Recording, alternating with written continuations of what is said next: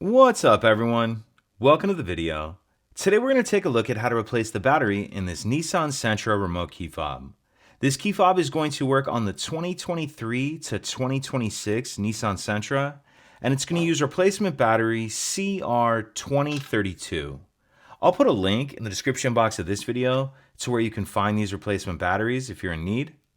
The other thing I'm going to be using to change this key fob battery is a flathead screwdriver.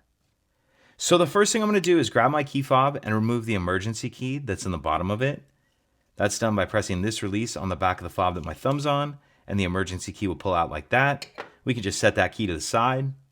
Now if we grab our screwdriver and we hold our key fob with the buttons facing down and we take a look at the bottom of it, I'm going to come in here with the screwdriver and get in between this black and silver plastic piece like this, and then just twist.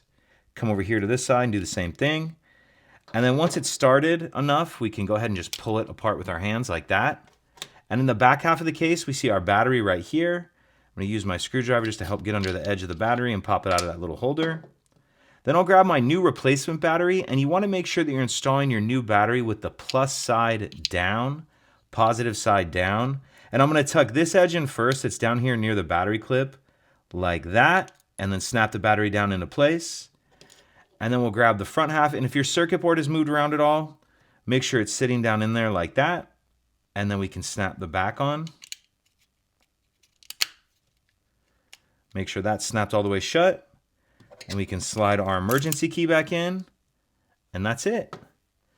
If you could take a second to like and subscribe, it helps us out, and I'd appreciate it. Thank you.